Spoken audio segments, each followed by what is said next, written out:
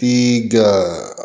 Ya, Assalamualaikum warahmatullahi wabarakatuh. Selamat siang pendengar Pro 1 RRI Takengon dan juga pemirsa RRI Net dimanapun Anda berada. Berjumpa kembali kita di program Kurma pendengar ya. Di edisi kali ini di hari Rabu tanggal 11 Maret 2026. Di siang hari ini seperti biasa kita akan berbincang dengan narasumber yang nanti kita akan ngobrol lebih lanjut terkait dengan aktivitas-aktivitasnya selama bulan suci Ramadan di tahun 2026 ini ya. Nah, ini nanti kita akan berbincang terkait dengan topik kita di siang hari ini yaitu Takjil Keadilan, belajar hukum dari meja berbuka ya. Bersama narasumber kita di siang hari ini yang sudah tersambung melalui sambungan telepon, yaitu ada Kak Dika Ratu Marfuatun SHMH ya, selaku advokat dan dosen di Kota Serang, Provinsi Banten ya. Kita coba sapa dulu siang hari ini. Assalamualaikum Kak Dika Ratu. Waalaikumsalam ya Bang. Oke, mungkin saya panggilnya Kak Ratu aja kali ya biar lebih akrab gitu ngobrol-ngobrolnya ya. Ini Kak Ratu sebagai advokat dan dosen nih di Kota Serang, Banten selama bulan suci Ramadan ini apa aja kegiatannya Kak Ratu selama di sana? Kalau untuk kegiatan sih masih normal ya Bang ya, tidak ada perubahan ketika di bulan suci Ramadan atau sebelumnya. Jadi masih tetap menjalankan aktivitas seperti biasa, mengajar, kemudian jika ada orang yang memang memerlukan bantuan atau ini konsultasi masih berjalan seperti biasa aja sih Bang gitu. Jadinya tidak ada perbedaan sama sekali, masih tetap berjalan seperti biasa gitu. Cuman mungkin bedanya kalau bulan suci Ramadan ini kita ada kalau suasana sore jadi ngabuburit ya. Kalau di sini istilahnya ngabuburit nih Bang, gitu kan, ngabuburit gitu. Jadi wartakjil seperti itu sih, gitu sih Bang. Kalau untuk aktivitas mengajar tetap seperti biasa gitu. Kebetulan ini juga baru masuk di jalan minggu kedua karena kemarin habis libur semester tuh gitu. Ini sepertinya menarik ya, jadi advokat nih kegiatan-kegiatannya pasti menarik sekali selama jangankan di bulan Ramadan ya, kalau lagi nggak di bulan Ramadan pasti aktivitasnya jauh lebih sibuk dibanding bulan Ramadan ya. Ya kalau misalkan dibilang lebih sibuk atau nggak lebih sibuk sama aja sih frekuensinya Bang gitu. Jadi ya yang membedakan mungkin itu aja hanya suasana Ramadan. Kalau misalkan bulan-bulan sebelumnya tidak ada namanya wartakjil di sore hari atau misalkan mempersiapkan menu berbuka kan untuk buka puasa, itu aja sih. Kalau untuk aktivitas tidak ada perubahan tadi gitu kan. Cuma kalau misalkan dibilang seru ya seru untuk nambah pengalaman, kemudian untuk sebagai refleksi diri sendiri itu sih Bang gitu. Oke. Kalau boleh tahu tinggal di mana nih Kak Ratu sekarang? Kalau untuk tinggal sebetulnya sekarang waktu domisili di Serang, cuma memang karena saya masih ada orang tua kebetulan di Lebak nih gitu kan, Lebak. Jadi berbeda nih. Kalau saya di Serang, orang tua di Lebak. Jadi memang masih suka bolak-balik aja sih gitu Bang, kayak gitu. Jadi kalau misalkan ketika ada jadwal mengajar atau misalkan ada kegiatan lain yang mengharuskan saya ke Serang ya ke Serang. Nanti ada waktunya di mana juga saya pulang juga ke Rangkas gitu. Rangkas Kabupaten Lebak. Jadi saya jadi move dua tempat ini Bang gitu. Jadi kesana kesini nih. Iya. Kalau boleh tahu sudah berapa lama menggeluti profesi advokat nih Kak Ratu? Kalau untuk menggeluti profesi advokat, kebetulan saya pada saat itu dilakukan pengangkatan penyumpahan itu di tahun 2021 ya, 2021 akhir. Berarti waktu itu pada saat masih anget-angetnya COVID tuh, COVID kan. ya. Jadi 2021 berarti sekarang 2026 kurang lebih ya 5 tahun lah, 5 tahun, 5 tahun. Berarti sudah punya kantor hukum sendiri gitu Kak Ratu ya? Alhamdulillah ya sudah. Untuk kantor hukum sendiri kebetulan di Serang. Oke, berarti semenjak pelantikan 2021 nggak lama dari situ langsung berdiri kantor hukum gitu. Iya, dari situ nggak lama karena memang kita prosesnya juga agak panjang ya untuk menjadi advokat ini. Jadi setelah dilakukan penyumpahan, kemudian sempat bergabung dengan rekan seperti itu, kemudian jangka berapa tahun ya? Kalau nggak salah sekitar 1 sampai 1,5 tahun lah gitu. Itu saya mencoba untuk melebarkan sayap, mendirikan kantor sendiri gitu. Jadi supaya lebih leluasa ketika misalkan ada yang ingin membutuhkan jasa hukum atau melakukan konsultasi bisa langsung datang ke tempat saya sendiri gitu Bang gitu. Tapi tentu dengan kerja tim juga karena kan memang kalau bukan advokat itu kan kita tidak bisa saja sih untuk sendiri, cuman akan lebih ini ada timnya gitu sih ya. Oke, kenapa harus advokat gitu? Apa sih spesialnya jadi advokat itu Kak Ratu? Mungkin bisa dibagikan ke pendengar-pendengar kita. Kenapa akhirnya bisa terjun ke dunia advokat? Sebetulnya terjun ke dunia advokat ini ada asal muasalnya ya Ayah. Jadi sebetulnya saya di dosen dulu baru ke advokat. Jadi kalau kamu boleh cerita sedikit nih nggak apa-apa ya? Nggak apa-apa, silakan. Jadi sharing ya. Iya. Jadi sebetulnya berangkat dari keinginan untuk mengetahui. Untuk mengetahui dunia hukum itu seperti apa, karena kita tidak bisa dipungkiri ya hidup berdampingan seperti itu. Kita nggak tahu ke depannya akan menghadapi apa dan bagaimana kan, karena kebetulan saya pribadi kan anak tunggal nih kan.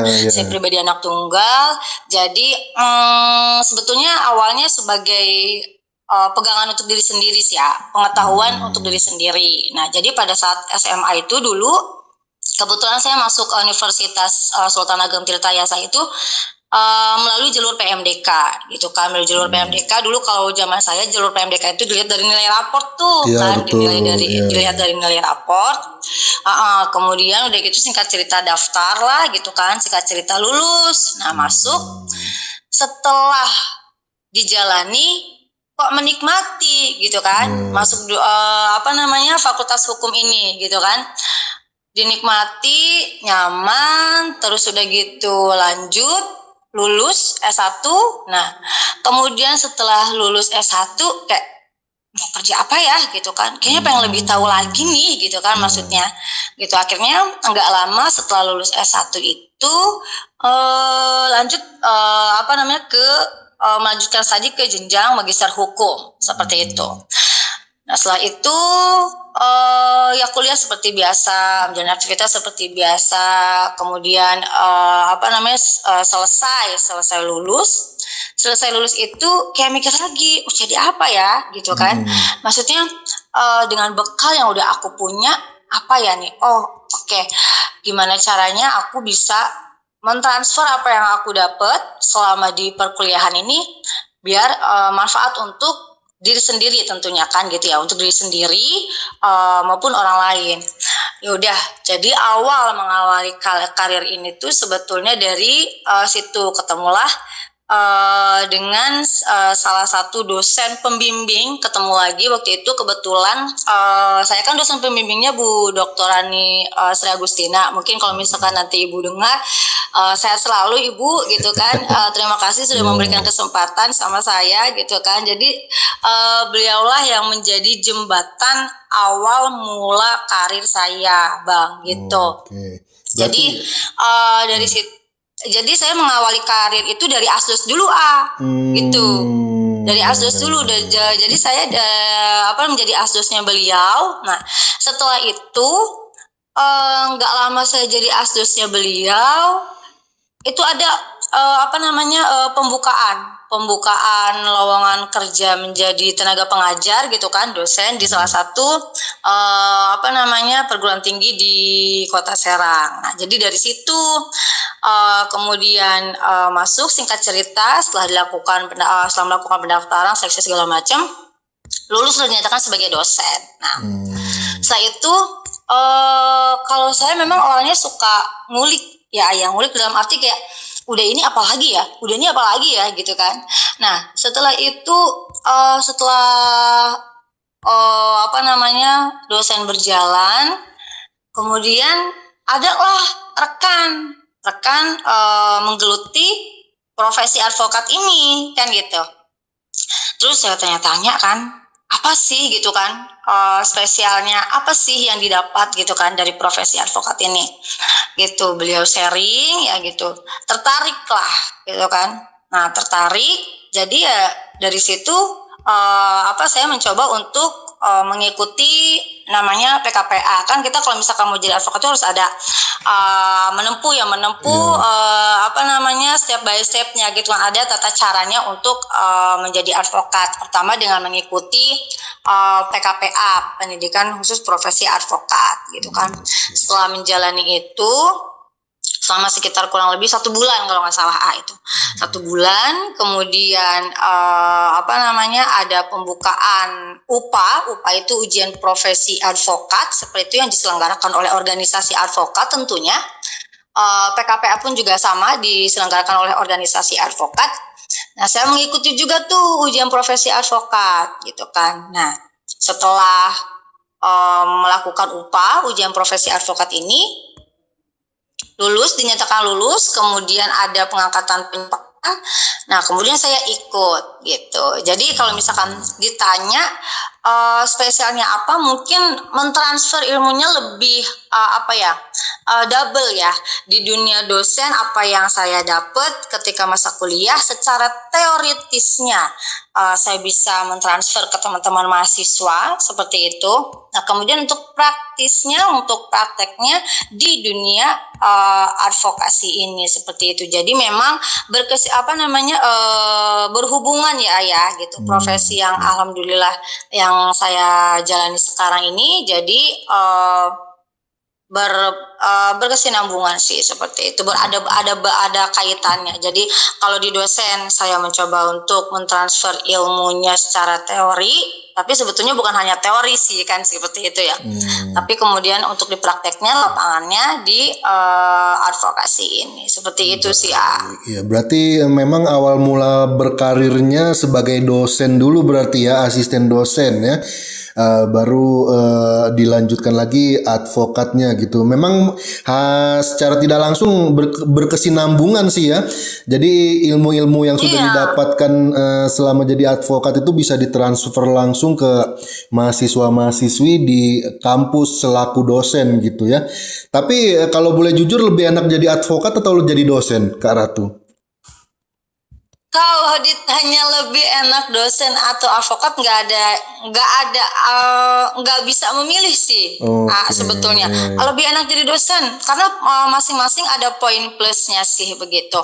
Ketika misalkan kalau di dosen itu kan ngajar kan dalam mentransfer apa yang saya ketahui sebelumnya, lebih dulu diketahui sebelumnya, itu kayak lebih resmi kan, di forum kan seperti itu kan. Jadi duduk dalam kelas mengajar, kemudian memberikan materi kepada teman-teman mahasiswa dengan dengan kontrak perkuliahan yang sudah disepakati seperti apa, kemudian ada sesi tanya jawab atau seperti apa. Sedangkan jadi lebih formal ya seperti itu. Nah, kalau di dunia advokat itu kan kita mentransfer ilmu atau memberikan bantuan hukum atau memberikan advice itu dengan cara yang lebih luas ya, nggak terlalu kaku, lebih humanis gitu loh. Jadi ketika misalkan ada yang bertanya, ada yang konsultasi gitu kan, ada yang memerlukan advice, itu hanya berbeda di ini aja sih, berbeda di suasana. Tetapi kalau misalkan ditanya lebih enaknya, dua-duanya saya menikmati sih soalnya, karena kebetulan saya orang yang nggak bisa diem di bawah meja gitu loh, nggak bisa yang kerja yang di bawah meja tuh diem gitu, nggak bisa. Jadi yang move dari tempat satu ke tempat lain tuh aku suka gitu. Jadi ketemu banyak orang seperti itu kan, dalam menyampaikan advice juga bisa lebih luas, bisa lebih humanis itu sih. Oke. Nah, kalau misalkan melihat perkembangan hukum nih, terlebih di Indonesia, Kak Ratu sebagai advokat, bagaimana sih melihat perkembangan dunia hukum di Indonesia nih dari kacamata Kak Ratu sebagai advokat? Perkembangan hukum di Indonesia sebetulnya kalau secara peraturannya, secara regulasinya itu kita tinggal mengikuti saja sih. Sudah gini, peraturan dibuatkan untuk mengatur tingkah laku masyarakat gitu kan, dalam suatu daerah gitu, seperti itu. Namun mungkin bisa dilihat perkembangannya dari itu tadi, ada dasolan dengan dasain ya, seperti itu. Ada regulasi yang ditetapkan, tapi kemudian bagaimana penerapannya kepada masyarakat. Yang menurut saya sih kalau misalkan dibilang agak menyedihkan ya, Kenapa? Karena sekarang kalau kita lihat banyak sekali kejahatan atau tindak pidana atau kasus-kasus hukum lah yang memang sekarang makin kalau kan kita lihat di dunia media sosial ya, begitu ya Bang ya. Tapi kemudian itu yang menjadi tantangan bagi kami bagaimana keadilan itu harus merata, seperti itu. Keadilan itu harus merata. Kenapa? Karena kita banyak sekali menjumpai orang-orang yang sebetulnya memerlukan bantuan hukum namun tidak tersentuh. Kenapa? Karena mungkin ketidaktahuan dalam ketidaktahuan dalam mendapatkan keadilan itu seperti apa, kan seperti itu. Banyak orang-orang yang masih termarginalkan dengan bantuan hukum ini gitu. Jadi sebetulnya ini salah satu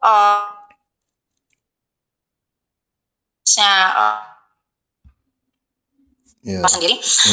Bagaimana agar si masyarakat ini bisa mendapatkan keadilan. Kebetulan kan saya juga pegiat ya, salah satu pegiat di lembaga bantuan hukum top pasal ya, seperti itu. Jadi kadang mungkin kita bisa juga masuk ke temanya ya Ayah, takjil keadilan ini gitu kan ya. Ya, takjil keadilan, belajar hukum dari meja berbuka. Jadi kebetulan saya kan sebagai pegiat juga di di LBH ya. Jadi kalau misalkan saya melihat ya memang itu tadi takjil keadilan ini takjil keadilan ini menemukan makna yang lebih dalam. Kalau misalkan dalam memberikan bantuan hukum terhadap masyarakat yang kurang mampu. Kenapa? Jadi ada situasi yang memang kita hanya bisa melihat dari kejauhan si masyarakat itu, bahwa kayak oh iya ya, orang itu bisa dapat keadilan, kenapa aku tidak? Gitu kan, bagaimana caranya aku mendapatkan keadilan, kan seperti itu. Kalau kita tarik misalkan dalam tema takjil keadilan ini, orang-orang mampu membeli takjil dengan mudah gitu, tetapi ada pula yang hanya melihat itu tuh dari kejauhan dan situ, atau mau acuh atau mau peduli nih gitu kan, seperti itu. Nah mungkin kalau misalkan kita tarik ke tema ini, tema takjil keadilan ini, kalau misalkan kita mampu membeli lebih dalam takjil. Kalau kita biasanya kalau misalkan bulan suci Ramadan ini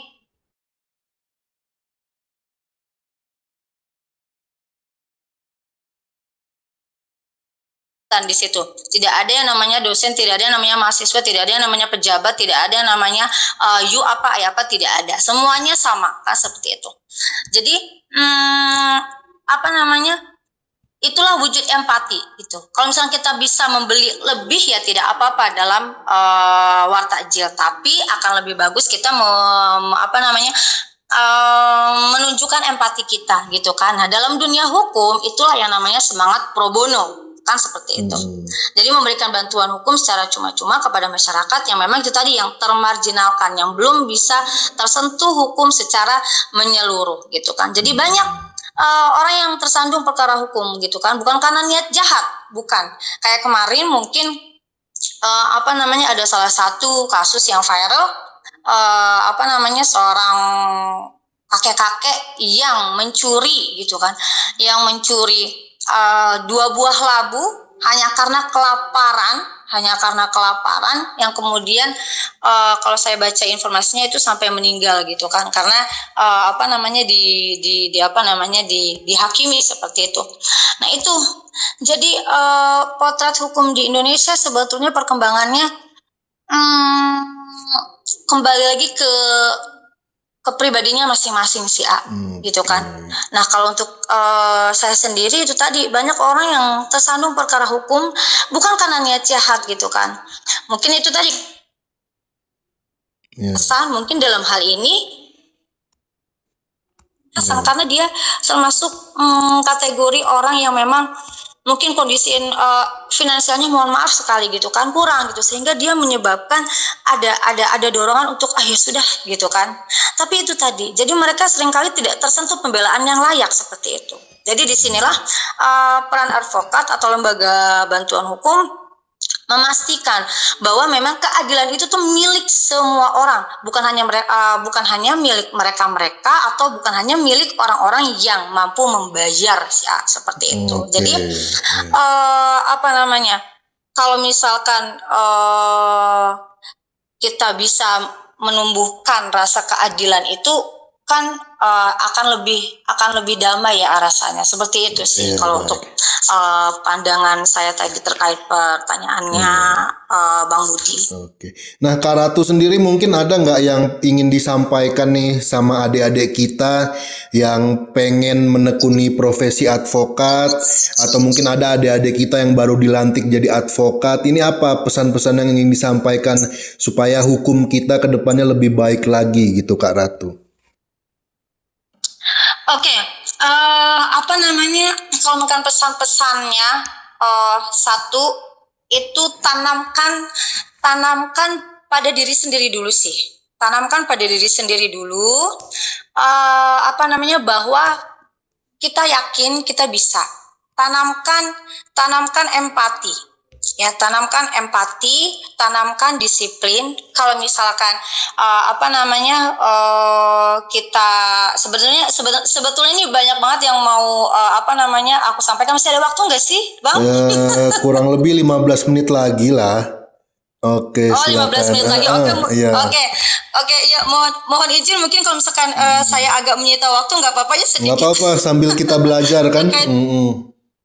Iya betul, karena sebetulnya menarik ya tema untuk hari ini tuh takjil keadilan belajar hukum dari meja berbuka gitu kan. Sebetulnya tuh terdapat pesan-pesan juga untuk teman-teman yang misalkan ingin menjadi advokat.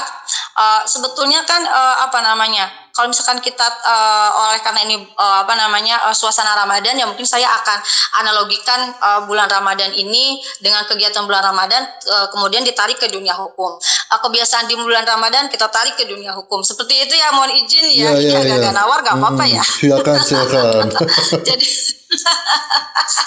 jadi saya memberi tema takjil keadilan dan belajar hukum dari meja berbuka ini sebetulnya terdapat pesan-pesan. Apa pesan-pesannya? Ketika kalau misalkan kita bulan Ramadan nih, bulan suci Ramadan, orang-orang tuh pasti war takjil ya gitu kan. Kalau mungkin Abudi juga kalau di waktu senggangnya war takjil. Jadi itu tadi tidak ada yang namanya jabatan ketika war takjil gitu kan, semuanya sama. Itulah istilahnya kalau dalam dunia hukum equality before the law kan, seperti itu. Semua berbaur di tempat yang sama gitu kan, nggak ada yang namanya pejabat, nggak ada yang namanya rakyat, nggak ada yang namanya you apa, tetapi di situ sama-sama ada satu tujuan, itu apa? Berburu takjil kan, seperti itu. Itulah namanya equality before the law. Jadi persamaan. Jadi persamaan kalau kan kita tarik ke dalam dunia hukum ini, persamaan di hadapan hukum gitu kan. Jadi tercermin sangat-sangat sederhana, secara sederhana. Oh, ternyata dari wartakjil, kegiatan wartakjil ini bisa ditarik atau bisa di secara filosofis tuh dalam dunia hukum ada equality before the law ya, seperti itu. Semuanya sama, nggak ada yang beda, nggak ada yang namanya pejabat, nggak ada yang namanya rakyat kan, seperti nggak ada yang namanya you dosen, you mahasiswa, nggak ada itu gitu kan. Semuanya apa? Berburu gorengan gitu kan, berburu gorengan, kue-kue segala macam di situ. Jadi seperti pasar takjil yang terbuka untuk siapa saja. Nah, hukum pun juga situ harus terbuka dan adil bagi siapa saja. Mungkin itu satu, jadi harus tanamkan persamaan dulu. Jangan merasa bahwa oh saya ini. Mungkin itu yang pesan pertama yang disampaikan kepada teman-teman mungkin yang ingin menjadi advokat dari tema ini. Nah, kemudian apalagi sih dalam mencari takjil itu kita bisa memperkuat tali silaturahmi. Jadi kita ketemu sama orang mungkin, atau bahkan orang yang nggak dikenal pun kadang kita menyapa gitu kan, menyapa pedagang, berinteraksi dengan masyarakat, dengan orang-orang lain seperti itu kan, berbagi senyum itu kan salah satu termasuk silaturahmi yang sangat-sangat sederhana gitu kan, gitu seperti itu. Nah,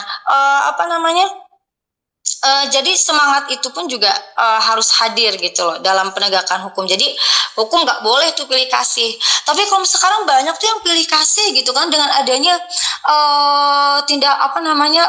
kasus-kasus hukum. Kalau yang ini dihukumnya tidak sesuai, padahal kejahatannya misalkan dia ringan gitu kan. Ya itu tadi, itu sebetulnya menjadi PR kita semua gitu kan.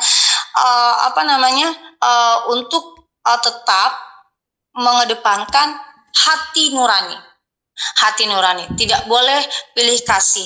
Jadi harus melindungi semua. Sejatinya kan hukum itu seperti itu, harus seimbang ya, seperti itu, harus menghadirkan kenyamanan dan keamanan idealnya. Tetapi kalau misalkan fakta hukum di lapangannya ternyata belum menyentuh itu, nah itu menjadi PR kita semua agar tujuan itu sampai kepada masyarakat. Itu sih.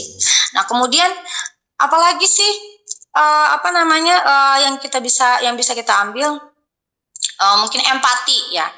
Jadi kalau misalkan kita biasanya kan ada nih teman-teman kalau kan wartakjil, semuanya pengen diborong kan, ada gorengan, ada misalkan kalau di sini tuh kalau makanan khas ini tuh ada yang namanya jejorong, tahu nggak? Jejorong, waduh, nggak tahu tuh jejorong tuh. Iya, jejorong itu jadi kayak di sini tuh makanan tradisional, salah satu makanan tradisional yang selalu ada tuh. Kalau misalkan di stand-stand makanan, kalau misalkan kita berburu takjil itu ada gitu kan. Nah, mungkin dari situ ya, kalau kan ketika kita melihat stok makanan itu habis, mungkin kita nih bisa nggak nih untuk menahan bahwa kalau misalkan saya borong semua, yang lain kebagian enggak ya gitu kan, gitu. Ya kalau misalkan memang dia diborong untuk kemudian berbagi, itu poin plus gitu kan, itu artinya belajar empati kan, seperti itu. Tapi itu tadi kita dari situ kita bisa belajar empati. Jadi konsep sederhana ini menjadikan kita jadikan refleksi apa dari keadilan distributif, bahwa memang hak orang itu tidak boleh dimonopoli gitu kan. Kalau misalkan memang hak orang itu untuk bebas secara pertimbangan hukum, ya sudah bebas gitu loh. Kayak gitu.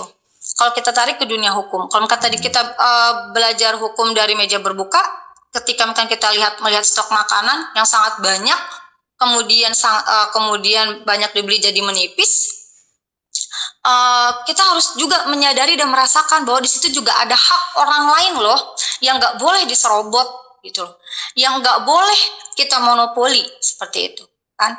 Jadi kalau misalkan kita, yaitu tadi kalau misalkan kita dalam hal makanan kita membeli semua tapi dibagikan, mungkin itu wujud empati. Tapi yang tidak boleh itu adalah ketika kita menyerobot hak orang lain, mengambil hak orang lain, memonopoli hak orang lain yang harusnya dia dapat, tetapi karena kita serakah, karena kita tidak puas gitu kan dengan apa yang kita dapat, akhirnya kita menghalalkan berbagai macam cara untuk memiliki hak yang tidak sepatutnya kita miliki, kan seperti itu. Ya, jadi kalau berbicara keadilan ini nggak apa namanya tidak harus keadilan ini harus seimbang. Jadi keadilan ini harus seimbang. Jadi membeli takjil ya udah secukupnya saja gitu kan, secukupnya. Biarkan yang misalkan mereka yang mau membeli gitu, yang harusnya mereka dapat ya dapat. Jadi gitu tadi. Kalau misalkan ditanya sebagai pengajar, jadi kalau saya pribadi memaknai Ramadan itu sebagai momentum sih ya, sebagai momentum juga untuk mengajarkan bahwa hukum ini bukan sekedar pasal atau sanksi sih, seperti itu. Jadi hukum ini pun juga tanggung jawab moral ya gitu.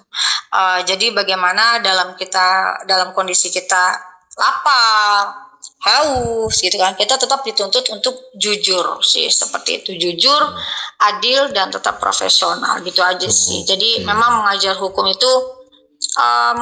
itu bukan hanya menyampaikan teori sih itu tadi ya, tapi menyampaikan menanamkan nilai bahwa keadilan itu harus diperjuangkan dengan hati yang bersih itu sih ya. Jadi saya selalu katakan saya kalau ketika mengajar pun juga sistemnya sharing ya ayah gitu kan, karena mahasiswa sekarang kan sudah ya mungkin dulu juga sama, hanya dulu dan sekarang perbedaannya mungkin kalau sekarang itu mendapatkan informasi dengan sangat mudah ya gitu, maksudnya dengan sangat mudah mendapatkan informasi, mereka kritis, jadi ya sifatnya sharing. Dan saya selalu sampaikan sama teman-teman mahasiswa, mulailah dari diri sendiri dulu, seperti itu. Mulai dari diri sendiri, seperti misalkan kalau saya ngasih tugas kelompok nih ya, tugas kelompok itu kan artinya ada beberapa orang gitu kan. Nah itu mengajarkan sebetulnya secara langsung mengajarkan disiplin sama mereka tanggung jawab tidak, kan seperti itu.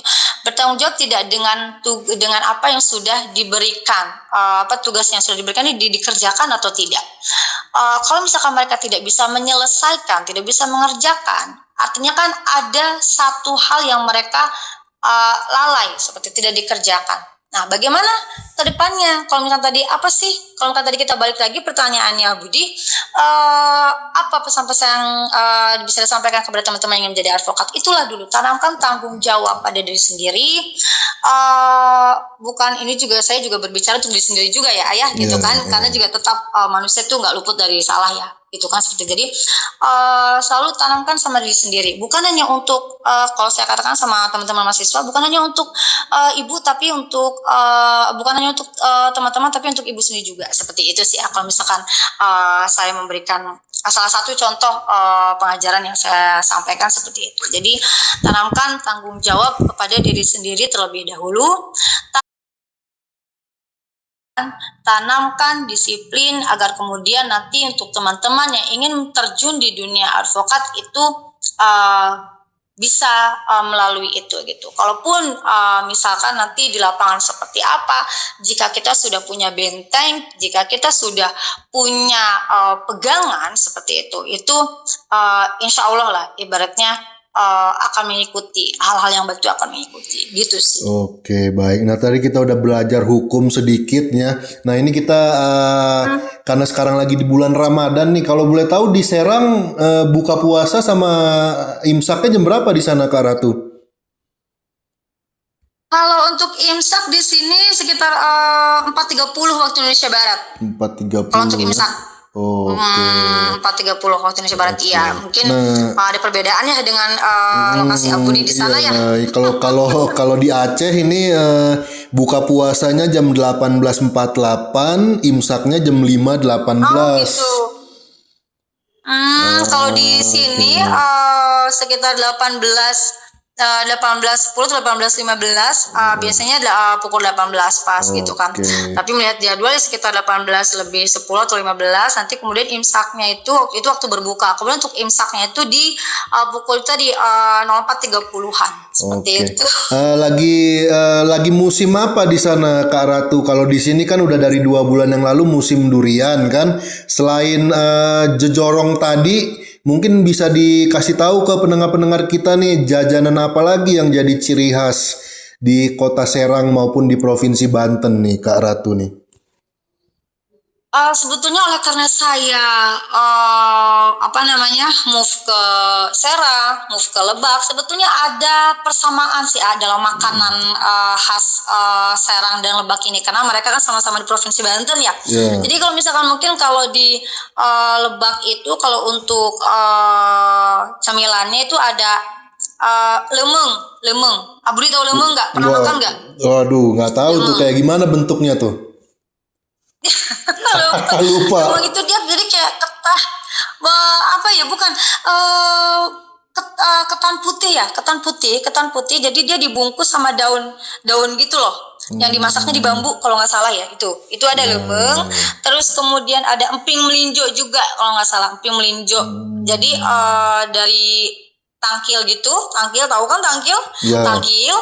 Nah itu kayak macaman di kalau di sini mah tuh disebutnya tuh dibebek ya gitu kan, dibebek nanti diolahnya itu jadi kayak keripik jadinya gitu, jadi emping melinjo gitu. Terus apa lagi ya? Ada bakso ikan Malingping kalau di Lebak itu. Jadi kan Malingping itu kan salah satu daerah yang ada di Kabupaten Lebak, itu terkenal dengan bakso ikan Malingpingnya. Jadi baksonya itu dibuat dari ikan gitu kan, yang diolah, yang kemudian diolah jadiin bakso. Itu terkenal sih jadi bakso ikan Malingping.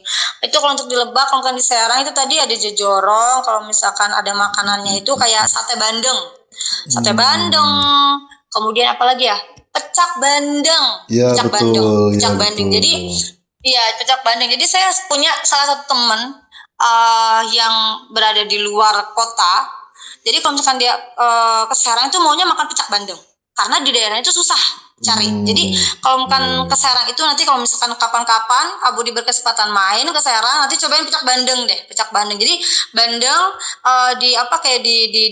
di ini sama sambalnya sambal matah gitu kan. Itu ada rasa gurih, ada rasa pedes. Pokoknya macam-macam deh rasanya. Jadi kayak mungkin kalau yang suka pedes tuh kayaknya mantul sih itu pecak bandeng. Jadi pecak bandeng, sate bandeng ya, pecak bandeng, sate bandeng, kemudian jojorong, apalagi ya jadinya.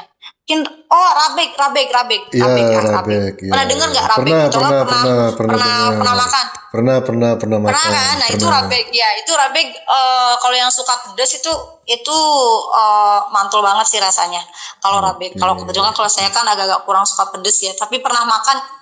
Kayaknya emang rekomen kalau untuk yang suka pedes sih gitu. Oke. Nah ini karena terbatasnya durasi juga kita di siang hari ini Kak Ratu nih. Nah sebagai penutup nih, mungkin ada pendengar-pendengar kita yang lagi mendengarkan di siang hari ini atau terkhususnya masyarakat di Kota Serang ataupun di Rangkas Bitung, Lebak nih.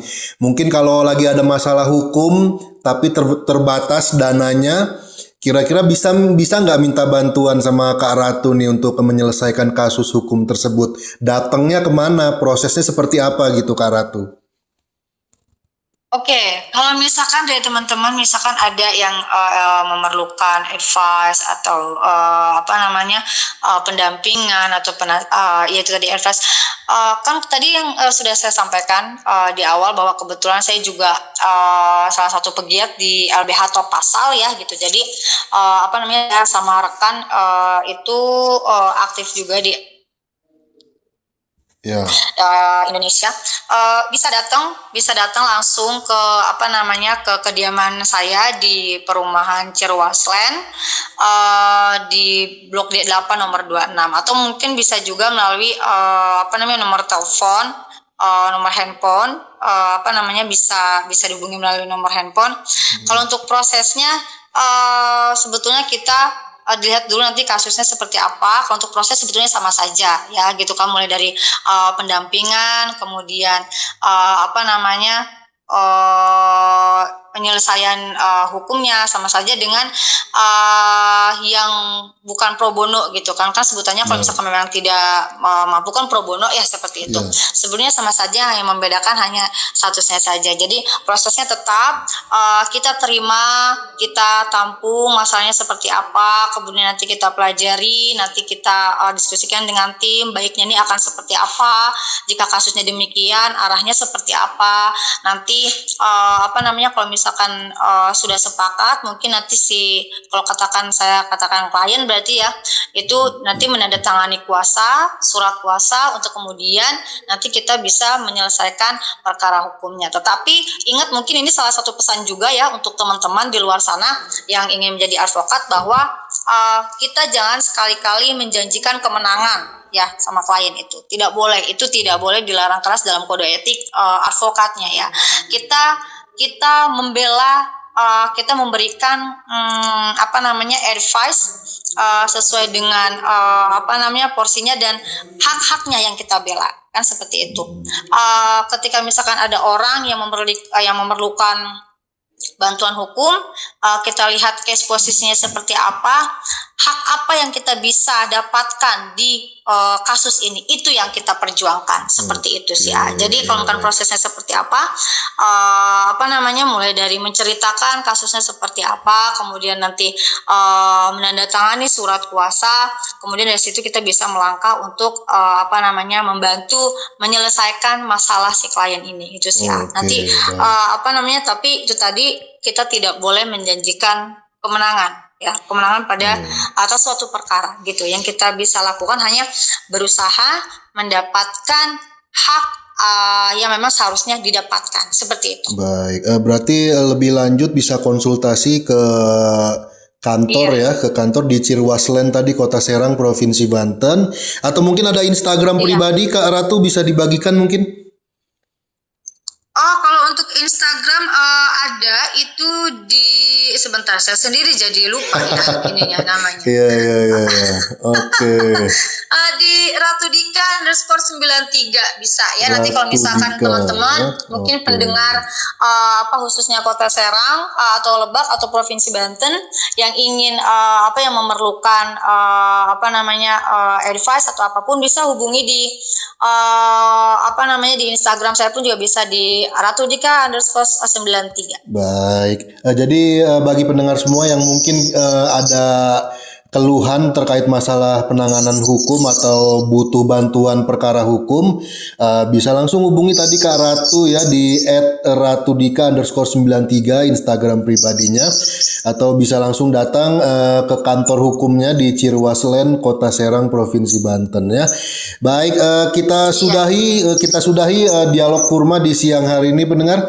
Terima kasih Kak Dika Ratu Marfuatun sudah berkenan berbincang-bincang bersama kita di siang hari ini. Nanti kalau ada waktu kita undang lagi untuk ngobrol-ngobrol Kak Ratu ya.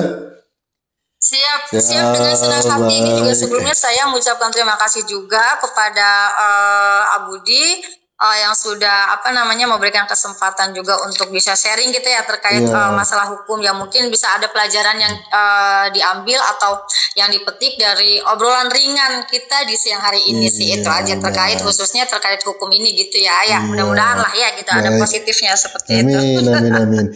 Oke, terima kasih Kak Dika Ratu Marfuatun SHMH selaku advokat dan dosen. Sama-sama. Nanti kita berjumpa lagi di lain waktu dan kesempatan. Salam-salam untuk keluarga semua di rumah. Sehat-sehat semuanya. Assalamualaikum warahmatullahi wabarakatuh. Waalaikumsalam warahmatullahi wabarakatuh. Terima kasih ya Budi, sehat selalu.